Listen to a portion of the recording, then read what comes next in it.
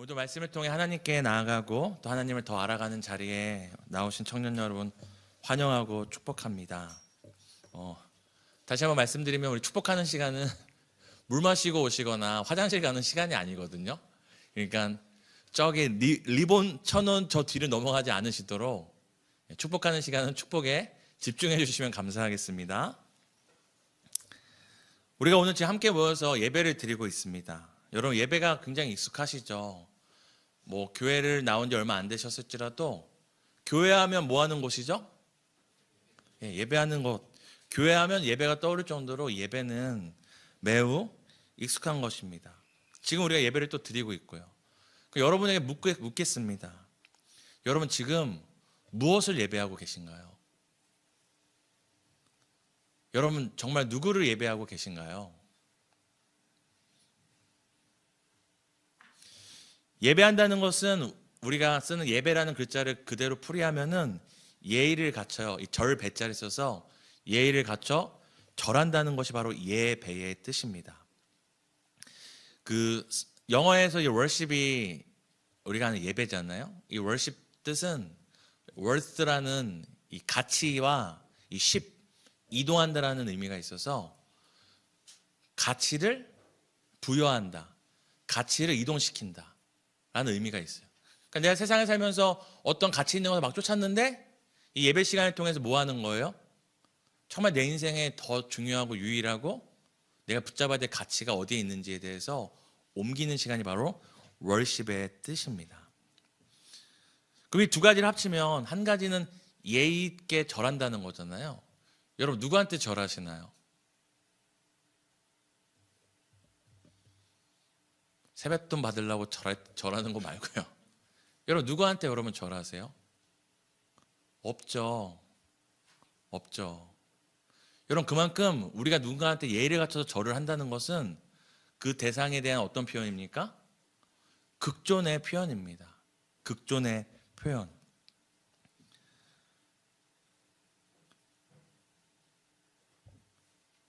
우리가 절을 한다고 하면 분명 그 대상은 그게 예를 들어서 사람이 되었던 물건이 되었던 우리에게 또 어떤 존재가 되죠? 그 가치가 드러나는 것입니다. 예를 들어 동현 형제님 제가 볼 때마다 제 동현 형제분들께 절을 하는 거예요. 절로 인사하는 거예요. 여러분 둘 중에 하나 생각하겠죠? 전사님이 드디어 맛이 갔구나. 아니면 정말로 이 동현 형제가 어떤 전사님에게 있어서 그런 큰 의미겠구나. 여러분 예배는 우리가 그 예배를 드리면서 어디에 우리의 가치와 우리가 예배의 그 대상을 향하면서 이 가치가 얼마나 우리에게 의미 있는지를 표현하는 게 바로 예배입니다. 우리가 예배를 다른 말로 worship service라고 하거든요. worship service. 이 서비스는 사람들이 예배를 잘 드릴 수 있게 서비스 해준다 하잖아요. 외국에 가면 worship service 타임 해가지고 스케줄이 나와요. 무슨 요일 몇 시. 사람들이 착각하는데 이거를 사람들이 와서 예배드리기 좋게 월십 서비스 한다고 생각하는데 그게 아니라 월십 서비스는 하나님을 향해서 우리가 서비스를 하는 거예요. 우리 서비스하면 이제 뭔가 잘 대접받는다고 생각하는데 그런 의미가 아니라 이 서비스와 종을 의미하는 서벤트가 있잖아요. 이 어원이 똑같거든요. 그러니까 서비스 한다는 건 뭐냐면 우리가 하나님께 우리가 어떤 존재임을 고백하는 거예요. 나의 종됨을 고백하는 겁니다. 종됨을. 하나님께 우리가 엎드려 절하며 내가 내 인생의 주인이 아니라 내가 가진 것의 주인이 아니라 누가 내 인생의 주인됨을 고백하는 거예요? 하나님. 그러니까 하나님이 주인이면 우리 뭘까요? 우리 종이 되는 것입니다. 결국 이 예배와 예의를 갖춰서 절한다는 이 예배와 worth와 ship의 합성어인 worship과 이 월십 서비스와 서벤 이런 예배를 의미하는 모든 것들을 묶어서 얘기하면은 결국 우리가 이 예배를 통해서 내 삶에 가장 가치 있는 대상과 나에게 가장 높은 대상이 누구인지 또한 내 삶을 좌우할 수 있는 그 대상과 가치가 무엇인지 다른 말로 내 삶의 진정한 주인이 누구인지를 고백하는 것이 바로 예배입니다. 그러면 여러분 이런 의미에서 제가 여러분께 앞서 여러분 무엇을 예배하고 계신가요? 누구를 예배하고 계신지 여쭤봤잖아요. 당연히 제가 지금 답안지 나눠드리고 누구를 예배합니까 하면 다 하나님, 예수님 이렇게 쓰시겠죠. 정답을 여러분 물어보는 게 아닙니다. 여러분의 실제를 물어보는 것입니다. 여러분이 예배 시간을 통해서 가장 가치 있게 여기는 것, 가장 높아지는 것은 무엇인가요? 여러분 마음 보좌에 누가 무엇이 가장 높아지고 가치 있는 것인지 이 시간 생각해 봤으면 좋겠습니다. 혹시 여러분 이 예배 시간을 통한 여러분의 상황만을 예배하지 않습니까? 계속 상황만을, 여러분의 감정만을 예배하지 않습니까? 물론 하나님께 우리의 감정과 우리의 상황과 우리의 문제를 들고 나오는 것은 당연히 필요합니다. 하나님이 원하시는 것은 상한 심령의 예배니까요. 그런데 그럼에도 불구하고 하나님이 찾으시는 건 상한 심령이지만 상한 심령 자체가 예배의 대상이 될 수는 없습니다. 여러분의 찢어진 감정을 갖고 나와야 되는 건 맞지만 그 감정만 묵상하다 돌아가는 게 예배가 아니고 그 감정만 회복돼서 돌아가는 것 또한 예배가 아닙니다. 여러분, 우리가 지난날 수없이 예배 드렸는데 여러분 그 예배 시간을 통하여서 정말 무엇을 예배하였습니까? 혹시 하나님을 통해 해결될 나의 문제를 예배하고 하나님을 통해 치료받기 원하는 나의 감정을 예배하고 하나님을 통해 내가 얻기 원하는 그 무엇을 예배하지 않으셨습니까? 여러분, 우리가 굉장히 예배에 대해서 우리가 한번 짚고 넘어가야 될 이유는 모든 종교에는 뭐가 있습니까? 예배가 있다는 겁니다. 이슬람교도, 불교도, 심지어는 사이비 종교들도 그들에 있어서 가장 핵심적인 종교 행위가 무엇입니까? 바로 예배입니다. 모든 종교가 드리는 예배와 오늘 우리가 교회로 모였는데 교회로 모여 드리는 우리의 예배가 어떤 차이가 있는지 여러분 분명히 알고 계신가요? 그걸 분명히 알지 못하면 우리가 평생 예배하고 삶이 예배고 부르신 곳에서 예배한다고 말하지만 하나님 보시기에 예배가 아닌 예배가 될 수 있죠. 우리 함께 지금 살펴보는 창세기는 많은 것들의 근원에 대해서 말해주고 있습니다. 그래서 이 창세기는 우리가 지금 얘기한 이 예배의 근원, 예배의 본질에 대해서도 우리가 찾을 수 있게 도와줍니다. 창세기는 여러 근원에 대해서 우리가 얘기해주고 있다고 살폈잖아요. 그래서 하나님이 세상을 만드셨다. 그리고 어떤 사람이 아니라 모든 사람이 하나님의 형상이다. 하나님과 관계가 깨지면 사람과의 관계가 깨지고 사람에게 가장 큰 복의 근원은 하나님을 경험하는 것이다. 생명의 근원은 하나님께 있다. 정말 수많은 우리에게 중요한 가치들의 근원에 대해서 얘기해 주는 게 바로 이 창세기입니다.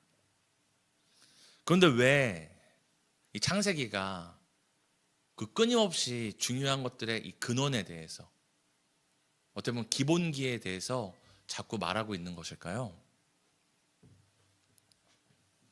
제가 여러 번 반복했는데요. 이 창세기를 읽는 첫 번째 독자가 누구이기 때문입니까? 바로 출애굽한 이스라엘 백성이기 때문에. 여러분들 창세기 읽을 때 꼭 기억하셔야 될 것은 이 창세기가 그냥 아무나 읽어라 하면서 써진 게 아니라 창세기가 기록됐던 그 당시의 첫 번째 독자는 바로 400년 동안 이집트에서 종살이하던 이스라엘 백성을 위한 기록이었다는 걸 기억하셔야 됩니다. 여러분 400년 넘게 이집트에 살면서 종살이하면서 여러분 이스라엘 백성들이 무엇을 봤을까요? 이집트의 각종 우상과 그런 문화들을 접했습니다. 그래서 이집트의 창조설화, 창조설화가 많거든요. 그냥 어느 날 그 신이 있는데 신이 비명을 확 질렀더니 그 비명 때문에 세상이 만들어졌다, 이런 창조설화도 있고, 어떤 남자신과 여자신이 있었는데 너무 사랑해서 관계를 가지니까 갑자기 그걸 통해서 세상이 만들어졌다, 이런 설화들이 많이 있습니다. 이집트에는 각종 이런 문화들이 있었어요. 신론, 누가 신인가, 인간은 무엇인가, 구원은 어떻게 받는가. 그리고 오늘 우리가 살펴본 제사와 예배에 대해서 또 이집트에는 가득 그 내용이 가득했습니다. 다시 말씀드리면 우리가 지금 예배에 대해서 얘기하잖아요. 이스라엘 백성들이 400년 동안 이집트에서 본 것은 무엇을 봤냐면 이집트에 우상이 많았나요? 많지 않았나요? 엄청 많았죠. 그럼 그 우상들을 사람들이 뭐 했을까요? 우상을 볼 때마다 제사를 드렸겠죠. 그러니까 이스라엘 백성들이 지금 400년 동안 수많은 신을 봤을 뿐만 아니라 수많은 신에게 제사 드리는 것을 봐왔어요. 그들 안엔 그럼 제사와 예배에 대한 뭐가 있는 거죠? 자기들의 경험적인 프레임이 있는 거죠. 지금 400년 넘게 이집트에서 종살이 하면서 이집트에서 각종 문화의 영향을 받은 또 세상의 기준과 가치에 이스라엘 백성이 물들어 있었습니다. 그래서 하나님께서 지금 이스라엘 백성을 출애굽하시면서 이스라엘 백성에게 뭘 보여주시는 겁니까? 세상은 누가 만들었는지, 인간의 원래 사람은 누군가는 왕이 되고 누군가는 종이 되는 이런 수직의 관계였는지, 누군가는 힘이 있으면은 약한 사람을 탄압해도 되고 누군가는 약하면 한없이 희생당하고 고통받아야 되는 것인지, 이런 인간관계들의 일그러진 이런 관계들에 대해서 하나님이 근원에 대해서 얘기해 주는 게 바로 이 창세기입니다. 그리고 오늘은 바로 예배에 대해서, 예배의 본질과 그 근원에 대해서 설명해 주시는 게 바로 창세기 4장 우리가 읽은 본문입니다. 우리는 이 가인과 아벨의 이야기를 많이 들었죠. 그렇죠? 근데 우리는 가인과 아벨의 얘기는 많이 들었지만 왜 하나님께서 가인의 제사는 받으시고 아벨의 제사는 안 받았는지를 몰라요. 어쩌면 관심이 없었을 수도 있죠.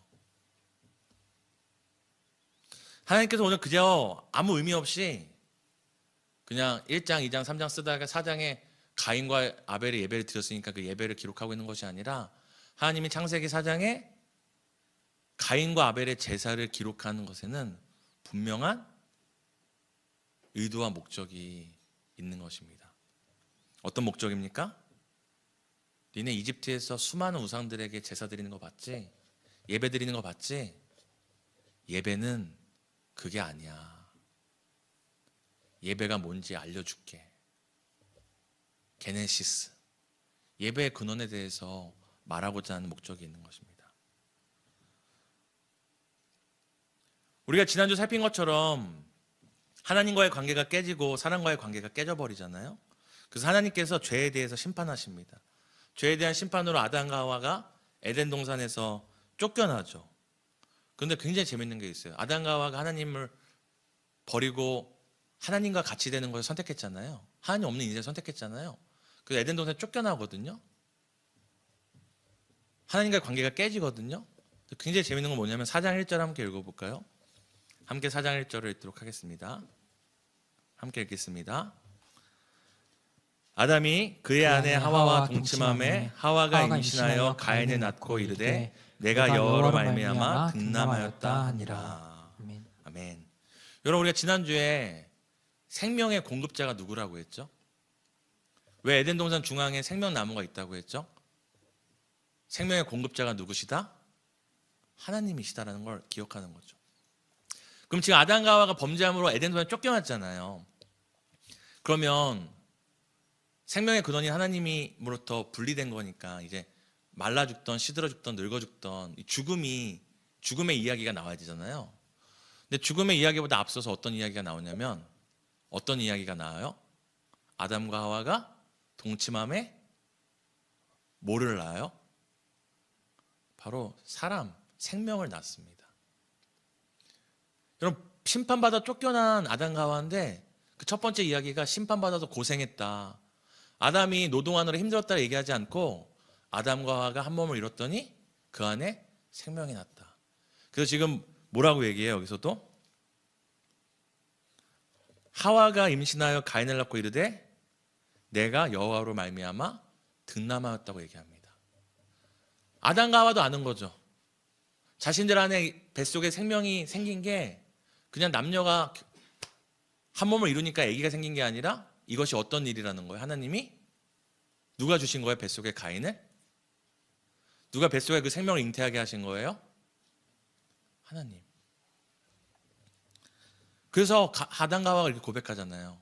우리가 애를 낳았다고 얘기하지 않고 여호와로 말미암아 득남하였다. 하나님이 우리에게 생명을 주셨다라고 고백을 합니다. 이것은 여전히 하나님께서 그들과 함께하고 계시다는 증거인 것이죠. 여전히 하나님이 그들과 분명히 관계가 깨지고 멀어졌지만 그들에게 생명을 공급하시고 그들로 하여금 하와 안에서 생명을 잉태하게 하고 계시다는 것을 보여주는 증거가 됩니다. 그러니까 죄로 인해서 하나님과의 관계가 깨진 건 분명하지만 그들이 가인을 임신하고 출생하는 걸 통해서 여전히 하나님은 그들을 돌보고 계시다, 안 돌보고 계시다? 돌보고 계시다. 여전히 그들에게 생명을 주고 계시다, 안 주고 계시다? 생명을 주고 계시다는 걸 보여주는 게 바로 이 가인을 득남한 사건이었습니다.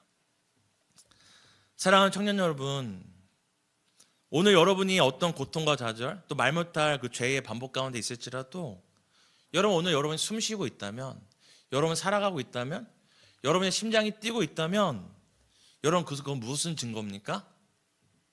여러분이 보시기에 하나님으로부터 사랑받을, 하나님으로부터 생명을 허락받을 만한 자격이 없는 삶이라 할지라도 여전히 오늘 여러분의 심장이 쿵쾅쿵쾅 뛰고 있고 숨을 내뱉으면서 아침을 깼다면 이것은 무슨 증거입니까? 하나님이 여러분과 함께하고 있다는 증거입니다. 여러분이 하나님 앞에 아무리 부끄러운 죄인된 삶을 살아가고 있다 할지라도 오늘 숨쉬고 있다면 그것은 하나님이 여러분과 함께하고 여러분을 향한 하나님의 일하심, 여러분을 향한 하나님의 이야기는 끝나지 않았다는 증거가 됩니다. 여러분은 무엇을 하나님이 나와 함께 하시는 증거로 삼고 계십니까? 혹시 잘 살고 부끄럽지 않게 살고 완벽하게 살고 내가 계획한 신앙의 어떤 스케줄들을 짜자작 해서 남 부끄럽지 않게 한 주를 살면 하나님 나와 함께 하셔 라고 여러분 혹시 기준 삼고 있지 않습니까? 여러분 생명이 하나님이 우리와 함께 하시는 가장 확실한 증거입니다. 생명이 오늘 살아있음이 하나님과 나와 함께하고 있는 가장 변함없는 확실한 증거라는 것을 여러분 기억하셔야 됩니다. 그러고 바로 이 아담과 하와가 여전히 하나님이 우리와 함께 하시는구나, 내가 임신을 하다니, 내가 하나님으로 말미암아 생명을 잉태하다니. 여러분 우리는 지금 애 낳는 거 많이 봤잖아요, 그죠? 많이 봤잖아요, 주변에서. 나는 안 낳아봤어도 봤잖아요. 근데 아담과 하와는 어땠을까요? 처음이잖아요. 어느 배가 꿈틀꿈틀하고 배가 불러나오고, 그러니까 얼마나 그 생명의 신비가 놀라워. 단순히 애 낳을 때만 생명의 신비를 느꼈을까요? 처음이잖아요. 거기 산부인과도 없는데. 그럼 아담과 하와가 그 10개월 동안, 뭐 10개월이 될지 뭐 얼마나 될지 정확히 모르지만 그 10개월 동안 뱃속에 그 또 다른 생명이 꿈틀거리는 걸 통해 하나님이 우리를 득남케 하셨구나, 하나님이 오늘도 우리와 함께 하시는구나, 하나님이 이 생명을 우리에게 여전히 주시는구나를 느꼈던 그 감동의 크기는 엄청났을 것입니다. 하지만 그것보다 더 큰 감동이 바로 오늘 죄인임에도 불구하고 하루하루를 살아가는 우리 안에 더 큰 생명의 능력과 감동이 있음을 여러분 기억하셔야 됩니다. 이렇게 아담과 하와가 생명의 능력과 신비를, 하나님이 여전히 나와 함께 하시는 것을 경험하는 그때에 어떤 사건이 일어나냐면, 어떤 것에 대해 진술을 하냐면 바로 성경이 처음으로 이 제사와 예배에 대해서 이야기를 합니다. 우리 4장 3절과 5절 함께 읽었으면 좋겠습니다. 4장 3절에서 5절입니다. 함께 읽겠습니다. 세월이 지난 후에 가인은 땅의 소산으로 제물을 삼아 여호와께 드렸고, 아벨은 자기도 양의 첫 새끼와 그 기름을 드렸더니 여호와께서 아벨과 그의 제물은 받으셨으나 가인과 그의 제물은 받지 아니하신지라 가인이 몹시 분하여 안색이 변하니. 아담과 하와가 죄인되고 에덴단을 쫓겨났는데도 생명을 공급하시고 생명을 함께 하시는 그 하나님에 대한 감동이 기록된 다음에 바로 갑자기 어떤 이야기가 나오냐면 바로 예배가 나오는 거예요. 생명의 공급, 생명의 유지 다음에 바로 예배와 제사에 대해 나오는데, 이것은 예배와 제사가 이 생명과 가까이 밀접한 것임을 우리에게 생각하게 합니다. 근데 우리가 잘 아는 것처럼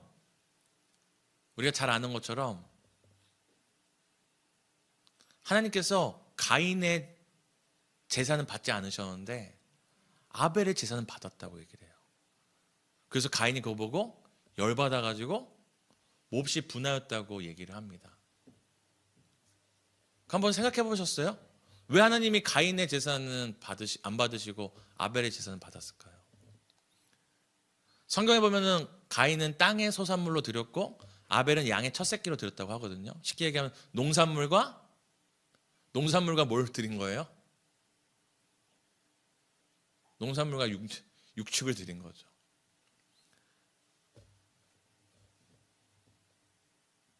여러분 설마 지금 마음이 지금 부대찌개 집과 CGV에 가 계신 건 아니시죠?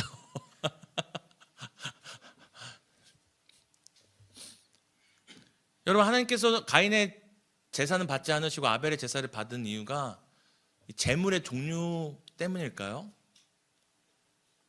우리가 그것들을 이제 추적하려고 하는데, 우리가 굉장히 재밌는 것은 지금 우리가 봤을 때 하나님께서 아담과 하와를 쫓겨낸 다음에도 여전히 생명을 공급하신다는 그 사건 뒤에 예배가 나오잖아요.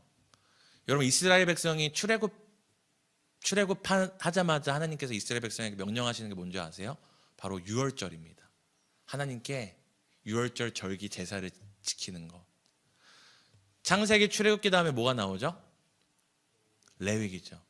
여러분, 출애굽기 다음에 나오는 성경의 내용이 뭐냐면 바로 제사에 관한 거예요. 지금 아담과 하와의 타락, 그럼에도 불구하고 하나님께서 그들에게 베푸신 은혜 다음에 나오는 게 제사인 것처럼 성경이 이 구조를 갖고 있어요. 구원과 심판 다음에 제사와 예배에 대해서 다루고 있죠. 이뿐만인가요? 우리 아시는 것처럼 나중에 포로기 아시죠? 포로로 돌아온 다음에 그들이 심판받고 다시 돌아왔을 때도 무엇을 먼저 드리죠? 제사를 드리잖아요. 이처럼 생명과 구원과 심판과 구원과 연관되어 있는 게 바로 이 예배인데, 이 제사인데, 여러분 그 제사의 본질에 대해서 설명하고 있는 이 4장 본문에서 우리는 직접적으로 왜 하나님이 가인의 제사는 받고 가인의 제사는 받지 않고 아벨의 제사는 받았는지에 대한 직접적인 언급을 찾아볼 수 없습니다. 그런데 우리가 아까 얘기한 것처럼 어떤 관점으로 이 창세기를 봐야 된다고 했죠? 누구의 관점으로? 바로 출애굽한 이스라엘 백성이죠. 출애굽한 이스라엘 백성들한테 제사하면 떠오르는 게 뭐였을까요?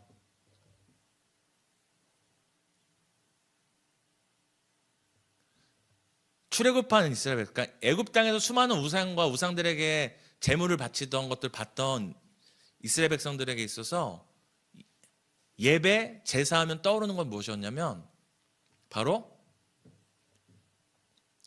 이집트 땅에서 수많은 신들에게 수많은 제물로 제사 드리는 것이 떠오르는 겁니다. 그럼 이집트 땅에서 제사를 왜 드렸을까요?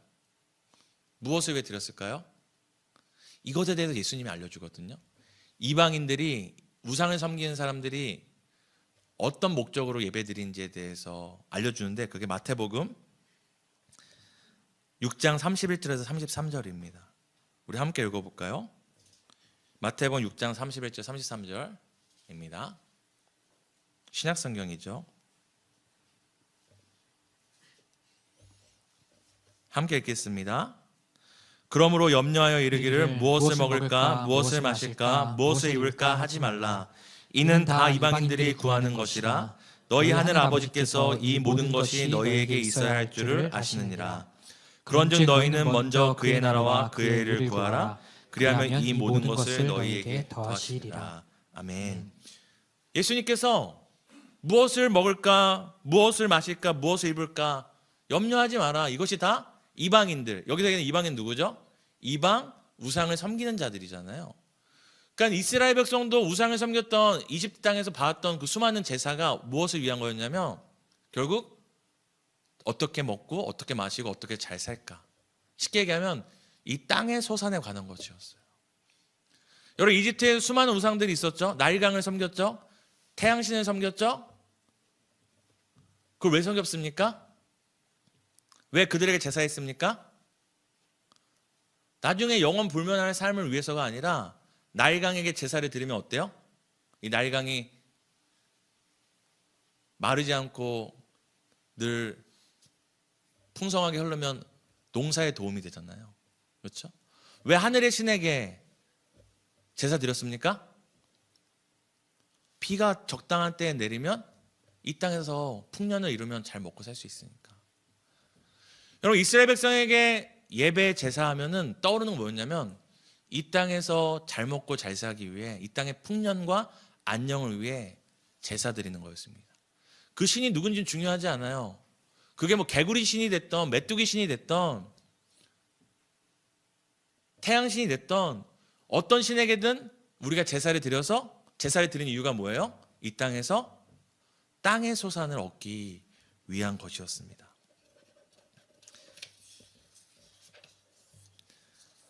그들의 예배와 제사의 목적은 이 땅에서 어떻게 하면 잘 먹고 잘 살고 잘 입고 이 땅에서 풍년과 안녕을 누릴지가 바로 목적이었습니다. 근데 오늘 우리가 성경 본문에 보면은 가인과 아벨이 제사를 드렸다고 말할 때 그들이 얼마나 선한 마음을 갖고 간절한 마음을 갖고 예배 드렸냐에 집중하지 않고 딱 재물에 대해서 집중해요. 가인은 뭘로 드렸다고요? 땅의 소산으로 드렸고, 아벨은 뭘로 드렸다고요? 양의 첫 새끼입니다. 앞서 말한 것처럼 하나님께서 채소보다 육류를 좋아해서 아벨의 제사를 받으신 게 아니에요. 우리가 아직 모든 답을 찾을 수 없지만 하나님께서 가인의 제사를 받지 않았다고 했을 때 가인의 제사에 대한 특징은 딱 한 가지 성경이 얘기하는데, 바로 땅의 소산이라는 거예요. 땅의 소산. 땅의 소산에 관한 제사였기 때문입니다. 가인이 악해서도 아니에요. 여러분, 가인만 죄인입니까? 아담의 후손으로 태어난 아벨도 죄인 중에 죄인이죠. 여러분, 지금 우리가 첫 번째 예배의 본질이 무엇인가 생각할 때 지금 우리가 여기서 찾을 수 있는 첫 번째 단서는 예배의 방식이나 재물이나 사람의 내적 상태보다 더 중요한 것이 있는데, 그것은 바로 무엇이냐면 무엇을 위해 예배하느냐 하는 겁니다. 여러분, 오늘 지금 이 자리에 예배드리고 계시잖아요. 여러분, 하나님 높이고 하나님 붙잡고 하나님을 간절히 부르지만 혹시 여러분 예배의 목적이 이 땅의 소산에 관한 것이 아닙니까? 이 땅에 여러분의 문제들이 잘 풀려지기를, 이 땅에 여러분의 필요가 때를 따라 넉넉히 잘 채워지기를. 물론 여러분 없으면 해야죠. 저도 돈이 없을 때 하나님께 기도합니다. 저도 자영업 했을 때 이게 들쑥날쑥하잖아요. 이게 막 길어지면은 다음 달이 걱정이 되면 기도했어요. 하나님께. 하나님 책임져 주세요. 저 혼자 잘 먹고 살려고 하는 게 아니라 이렇게 교회들을 섬기려고 이렇게 나와서 비즈니스를 하는데 책임져 주세요. 기도했어요. 응답 받았어요. 근데 예배의 본질은 그저 이 땅에서 잘 먹고 잘 사는 것이 땅의 소산에 관한 게 아니라는 것을 우리에게 첫 번째 단서로 보여줍니다. 여러분, 혹시 여러분 마음 가운데 예배를 빠지면은 이 땅에서 뭔가 문제가 꼬일까봐, 이 땅에서 내가 예배를 드리지 않으면 땅의 소산들이 조금 어긋나거나 손해를 볼까봐 혹시 예배 자리에 있지 않습니까? 또 오늘 성경은 분명히 얘기하죠. 하나님께서 출애굽한 이스라엘 백성들을 향해 얘기하죠.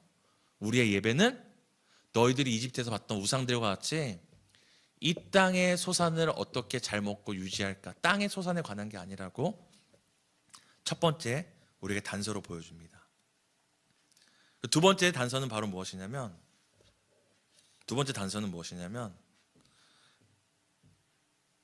바로 아벨이 드린 이 제물입니다.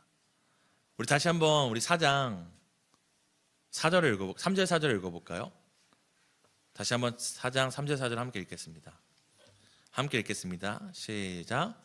세월이 지난 후에 가인은 땅의 소산으로 제물을 삼아 여호와께 드렸고, 아벨은 자기도 양의 첫 새끼와 그 기름으로 드렸더니 여호와께서 아벨과 그의 제물은 받으셨으나. 아멘. 땅의 소산으로 드린 가인의 제물은 받지 않았는데 하나님께 두 번째 받으신 제사는 누구의 제사였어요? 아벨의 제사였죠. 근데 아벨이 드릴 때 드렸던 제물은 뭐였죠? 양의 첫 새끼라고 이야기를 합니다. 근데 우리가 여러분 아시는 것처럼 사실 성경이 우리가 창세기 1장 몇 절 이렇게 해놓잖아요. 근데 사실 성경 원문에 보면 장절이 안 적혀져 있어요. 사실 헬라어도 보면은 그냥 다 이어서 붙여져 있어요. 우리는 이렇게 띄잖아요. 아버지 띄고 가방에 들어가야 아버지 가 띄고 방에 들어가실 때 이렇게 하는 것처럼 띄지만 헬라어나 히브리어 보면 다 붙여져 있어요. 그 말은 무엇이냐면 우리가 사장을 볼 때 사장만 보면 안 되고 뭘 봐야 되는 거? 이 맥락 가운데 봐야 되는 거죠. 지금 하나님께서 아벨의 제사를 받으셨는데 그 특징은 양의 첫 새끼로 드린 제사라고 합니다. 그러면 우리가 그 앞에서 이 양의 첫 새끼와 관련된 그 키워드를 찾을 수 있는데요. 그것은 바로 무엇이냐면 창세기 3장 21절입니다. 우리 함께 읽어볼까요? 창세기 3장 21절입니다. 함께 읽겠습니다. 여호와 하나님이 아담과 그의 아내를 위하여 가죽옷을 지어 입히시니라. 아멘. 여러분, 아벨이 하나님께 양의 첫 새끼를 드리려고 할 때 어떻게 드렸을까요? 산채로 드렸다. 잡아서 드렸다. 어떻게 드렸을까요? 잡아서 드렸겠죠. 그러면 양을 잡으려면 어떻게 해야 돼요? 죽이고 뭐 가죽을 벗기거나 어쨌든 희생이 필요했겠죠. 그러면 우리가 지금 3장 21절에 보면 하나님께서 아담과 하와에게 가죽옷을 입혀주시잖아요. 가죽옷. 근데 이 가죽옷을 왜 입혀주시냐면 아담과 하와가 죄를 진 다음에 자기들의 부끄러움을 가리려고 벌거벗음을 가리려고 어떻게 하냐면 무화과 나무 잎으로 자신들의 몸을 가립니다. 근데 아시는 것처럼 무화과 나무 잎을 땄어요. 그럼 그 순간부터 무화과 나무 잎은 어떻게 되죠? 시들죠. 마르죠. 지금 이것은 무엇을 의미하냐면 아담과 하와가 자신들의 부끄러움을 가리기 위해 무화과 나뭇잎을 띄어서 자기의 옷을 만들었지만 그것은 영원하다 영원하지 않다? 금방 그들의 부끄러움이 다시 드러날 수밖에 없는 수단인 것입니다. 근데 하나님께서 지금 자기들의 부끄러움을 가린 아담과 하와에게 방금 읽었던 3장 21절에 뭐라고 얘기해요? 뭘 지어주셨다고요? 가죽옷. 물론 가죽옷도 썩고 없어지지만 이 무화과 나뭇잎과 가죽옷을 상대적으로 봤을 때 무엇이 더 오래 갑니까? 무화과 나뭇잎과 가죽옷 중에 무엇이 더 오랫동안 그 부끄러움을 가릴 수 있을까요? 가죽옷이죠. 이것은 인간이 스스로 만든 자기의 부끄러움과 자기의 더러움과 죄악을 가리기 위해 만들었던 무화과 나뭇잎과 하나님이 직접 만들어주신 이 가죽옷의 이 대조를 통해 하나님이 가려주시는 그 부끄러움이 하나님이 덮어주시는 그 수치가 더 영원하다는 것, 완전하다는 것을 우리에게 말해주는 것입니다. 질문할게요. 하나님께서 지금 아담과 하와에게 가죽옷을 입혀주시는데 이 가죽옷은 어디서 났을까요? 1번 쿠팡에서 주문하셨다. 2번은 생각이 안 납니다. 2번은 롯데백화점이라고 적어놨네요. 2번 롯데백화점에서 사오셨다. 3번 동물의 희생을 통해 가죽 옷을 만드셨다. 여러분 뭘까요?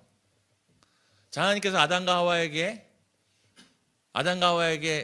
그 수치를 영원히 내가 가려주겠다는 그 약속으로 보여주신 이 가죽옷 어디서 구하셨을까요? 1번 쿠팡, 2번 롯데백화점, 3번 에덴 동산에 있던 어떤 동물을 희생시키심으로 가죽옷을 만드셨다. 이걸 맞추신 분에게 오늘 영화 보실 때 제 옆에 앉을 수 있는 특권을 드리겠습니다. 다들 맞히시려고 막 난리치시는 동현 선생님 박수 치셨는데 한번. 정답입니다. 제 옆에 앉으시면 돼요.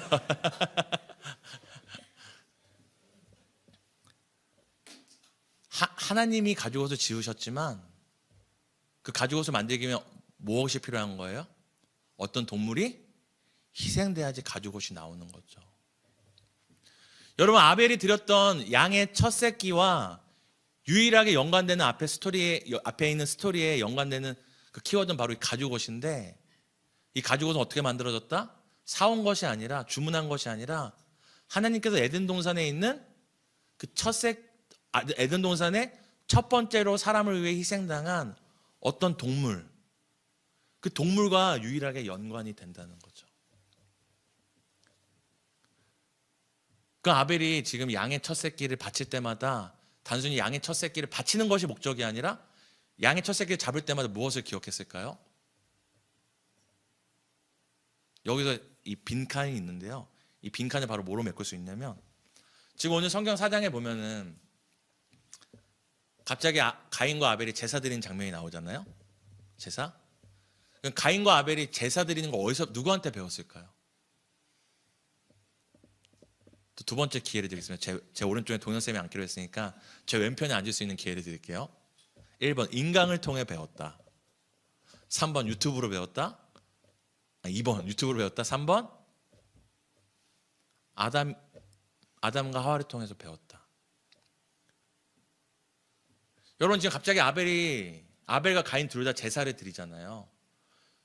제물은 달랐지만 제사를 드려야 된다는 것에 대해서 누구한테 배웠는가 우리가 추적하면은 유일합니다. 예수님도 직업이 뭐였죠? 목수였죠. 왜 목수였죠? 아버지가 목수였잖아요. 그게 유대인의 전통이었거든요. 그럼 지금 가인과 아벨이 제사 드리는 것을 누구한테 배운 거예요? 아담과 하와에게 배운 거죠. 그 아담과 하와가 아벨에게 양의 첫 새끼를 잡아서 동물을 죽여서 동물로 제사를 드린다고 했을 때 이 시범을 보여줬을 거 아니에요? 그래서 아담과 하와가 동물을 데리고 왔어요. 동물을 죽이고 피를 죽이고 가죽을 벗기고 제물을 드릴 때 그 가죽을 벗길 때마다 아담과 하와는 뭐가 떠올랐을까요?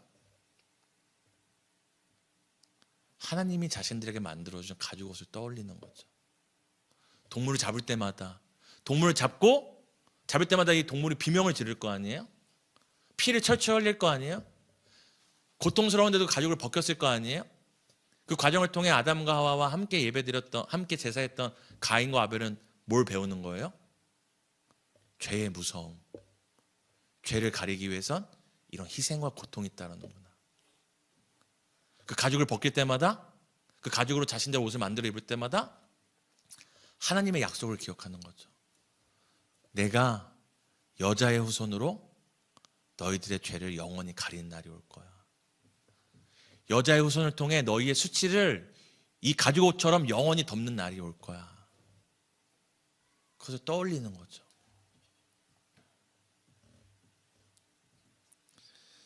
오늘 하나님께서 아벨의 제사는 받고 가인의 제사를 받지 않은 것은 이 두 가지로 나뉩니다.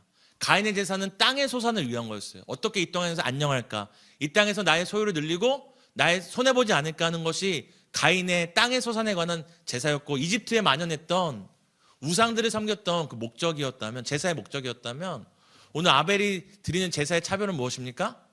이 땅에서 어떻게 잘 먹고 잘 살까가 중요한 게 아니라 뭐가 우선인 거예요? 나의 수치를 영원히 가리실 하나님의 그 약속과 그 희생을 기억하는 것이 바로 아벨에 드린 제사의 목적이었습니다.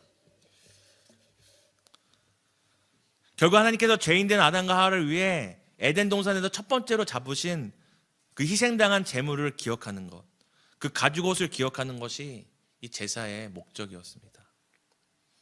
여러분, 이런 의미로 만약 오늘 여러분이 드리는 예배를 여러분을 향한 하나님의 그 희생과 약속과 구원을 위한 예배와 이 땅의 소산을 위한 예배로 구분 짓는다면 여러분은 어느 자리에 앉아 계신가요?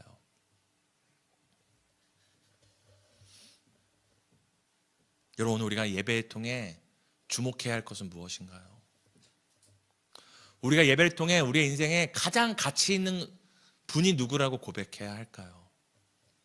오늘 예배를 통해 우리는 누구한테 절하고 무엇에게 엎드려서 내 인생을 좌지우지하고 내 인생의 참된 주인은 무엇이라고 말해야 할까요? 그건 바로 하나님의 독생자, 하나님의 어린 양 예수 그리스도입니다. 여러분, 예배는 창세기에서부터 요한계시록까지 한 번도 그 본질이 바뀐 적이 없어요. 예배의 형태와 모습들은 다양하게 바뀌었지만 우리 기독교 신앙 안에서 예배의 목적은 단 한 가지였습니다. 예배를 통해 누구를 기억하는 것입니까? 하나님의 어린 양 예수 그리스도. 구약시대는 뭐예요? 오실. 내가 너로 하여금 여자의 후손으로 원수, 뱀을 향하여서 내가 너로 하여금 여자의 후손과 원수가 되게 하겠다. 여자의 후손으로 뱀의 머리를 상하게 하겠다는 그 약속이 이루어질 것을 기다리는 것.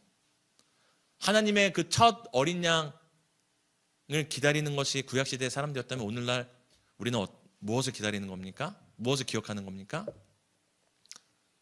우리를 위해 이미 죽으신 하나님의 어린 양 예수를 기억하고 다시 오실 예수 그리스도를 기억하는 게 오늘 예배의 본질입니다.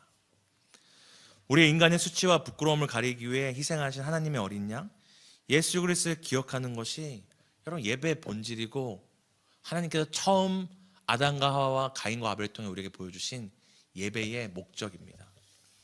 여러분 이렇게 생각할 수 있어요. 전사님, 지금 당장 내 감정이 어떤지 아세요? 지금 내 아픔과 내 문제가 지금 얼마나 심각한지 아세요? 그런데 지금 예수님한테 주목하라고요? 하나님의 어린 양 대신 예수 그리스도를 더 바라보라고요? 진짜 뭐가 급하고 중요한지 저한테 여러분 물어보실 수 있어요. 근데 반대로 물어볼게요, 여러분. 여러분 그래서 그렇게 여러분의 아픔과 감정과 문제를 집중하고 그것을 예배해서 여러분의 삶이 나아졌나요?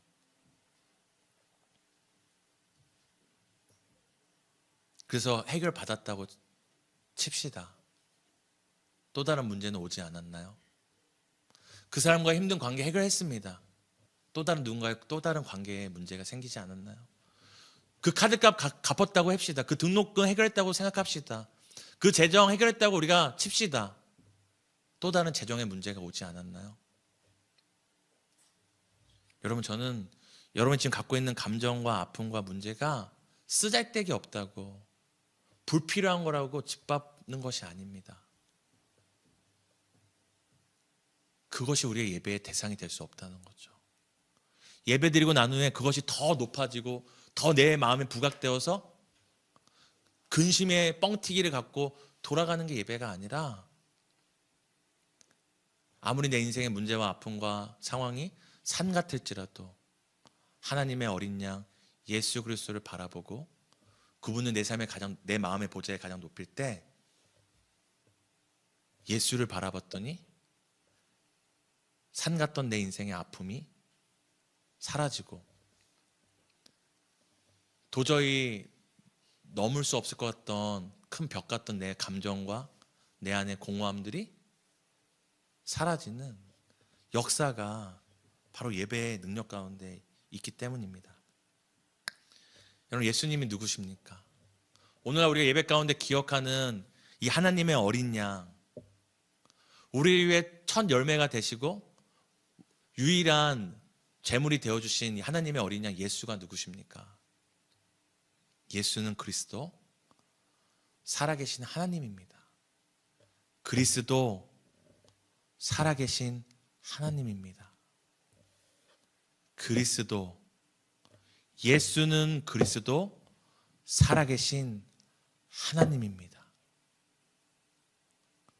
살아계신 하나님이 우리의 예배를 통해 우리에게 가장 귀한 분, 가장 가치 있는 분, 내 삶의 유일한 주인 되심을 고백할 때 여러분을 붙잡고 여러분을 인생의 주인 노릇하려고 했던 그 모든 것들로부터 해방되고 자유케 되고 땅의 소산의 종이 아니라 내 마음의 종이 아니라 내 인생과 감정과 상황의 종이 아니라 오직 예수께 붙들려 예수께서 책임져 주시는 복된 삶을 살아가게 될 줄 예수님의 이름으로 믿으시길 바랍니다. 예배의 본질을 붙잡으면, 하나님의 어린 양 예수를 붙잡으면 죽기까지 여러분을 사랑하신 예수께서 여러분의 삶을 책임져 주십니다. 예배를 통해 이 놀라운 능력을 경험하는 여러분 되시기를 예수님의 이름으로 축복합니다. 우리가 함께 그 마음을 갖고 찬양하고 기도했으면 좋겠습니다.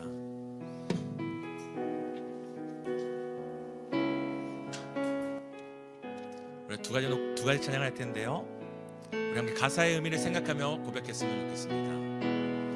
주 앞에 엎드려, 주 앞에 엎드려 경배합니다.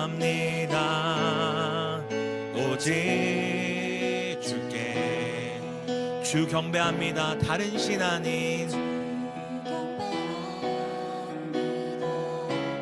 다른 신 아닌 오직 주께. 다시 한번 주 앞에 엎드려,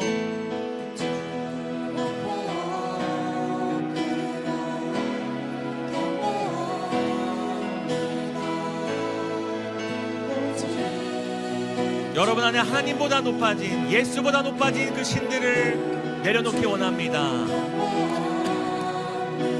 다른 신 아닌 오직 예수만 우리가 예배하기 원합니다. 주께 나의 모든 우상들, 나의 모든 우상들, 나의 모든 다 내려놓고, 나의 모든 우상들, 나의 모든 다 내려놓고, 나의 모든 우상들, 나의 모든 우상들, 나의 모든 다 내려놓고, 주 앞에 경배합니다. 오직 주께. 여러분, 다시 한번 우리가 찬양의 가사를 생각하며 기억할 때, 여러분 정말 무엇을 예배하고 계십니까? 무엇이 여러분의 인생에 가장 가치 있고 내 인생을 좌우할 만한 내 인생의 주인이 되어서 그것을 쫓아 살아가고 계십니까? 여러분, 예배의 본질은 땅의 소산에 관한 것이 아닙니다. 무엇을 먹을까? 무엇을 마실까? 무엇을 입을까? 그것에 매달리는 것이 예배의 본질이 아닙니다.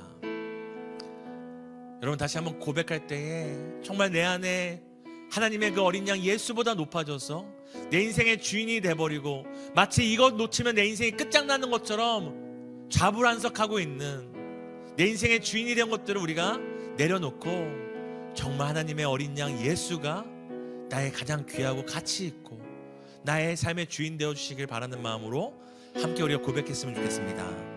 함께 고백합니다. 주 앞에 엎드려, 주 앞에 엎드려 경배합니다. 오직 주께, 오직 예수만을 우리가 예배하기 원합니다. 주 경배합니다. 다른 신 아니 오직 주께, 오직 예수만을 예배합니다. 다시 한번 주 앞에 엎드려, 주 앞에 엎드려 경배합니다. 오직 주께, 주 경배합니다. 다른 신 아닌 주 경배합니다. 다른 신 아닌 오직 우리의 마음을 주께 내비치며 나의 모든 우상들, 나의 모든 다 내려, 여러분의 우상들을 주님 앞에 철저히 내놓으며 나의 모든 우상들, 나의 모든 앞에 거짓없이 우리의 내면을 쏟아내며 나의 모든 우상들, 나의 보담에 모두 다 내려놓고 오직 예수만을 예배합니다. 경배패 엎드려 경배합니다.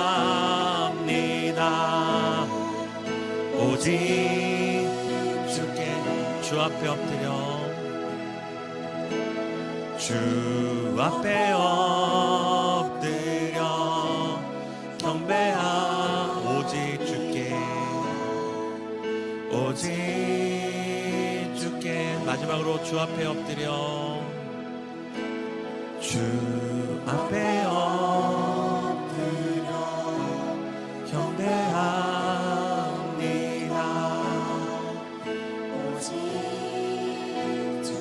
우리 시간 말씀 붙잡고 함께 기도하겠습니다. 함께 기도합니다. 하나님, 내 안에 이집트와 같이 수많은 예배의 우상들이 있습니다. 이 땅의 소산을 위한 수많은 우상들이 내 삶에 가득합니다. 돈을 섬기고, 직장을 섬기고, 우상을 섬기고, 나의 스펙과 자격증을 섬기고, 이 땅에서 어떻게 해야지 내가 살아남을지 자불안석하여 하나님, 오늘도 땅의 것들을 예배합니다. 우리가 살아가는 것 중요하죠. 안정된 직장에 들어가는 것 중요하고, 좋은 대학에 가서 잘 배우는 것도 중요하고, 다 중요하죠. 하지만 하나님, 그 모든 것보다 가장 귀한 하나님의 어린 양, 하나님의 독생자 어린 양 예수를 우리가 놓치지 않기 원합니다.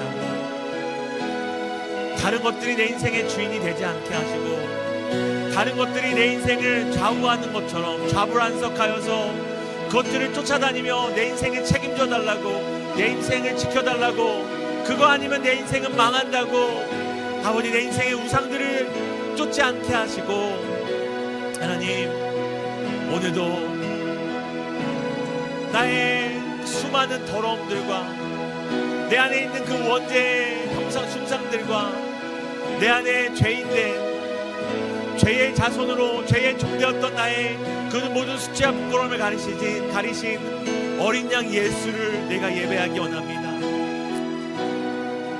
과거와 현재와 장차올 모든 세대에 우리의 가장 큰 복되어 주시고, 우리의 구원되어 주시고, 우리의 자랑되어 주신 그 예수만을 예배하기 원합니다.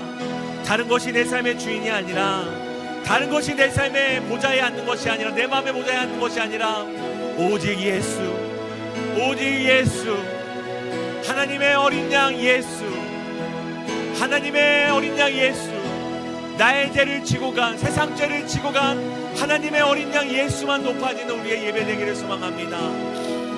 나의 감정을 예배하지 않게 하시고, 나의 문제를 예배하지 않게 하시고, 나의 욕심과 나의 욕망을 예배하지 않게 하시고, 나를 사랑하사 나를 위하여 자기의 몸을 버리신 하나님의 아들 어린 양 예수만을 예배할 수 있도록 주여 우리의 삶을 도와주시기를 소망합니다. 아버지, 땅의 종이 되지 않도록, 땅의 소산에 종되어 살지 않도록 하신 그 은혜들을 우리가 누리면서 나아갑니다.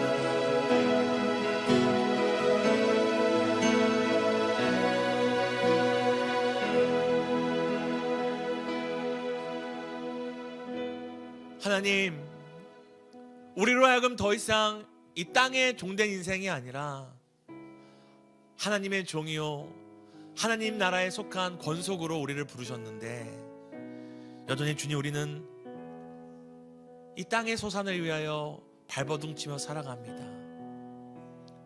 열심히 살고 최선을 다하고 부지런히 사는 것을 넘어 이 땅의 소산이 내 인생을 좌우할 것처럼 더 가지고 더 안정적인 위치에 가고 더 많은 것들을 우리가 가져야지 내 인생이 좌지우지 되지 않고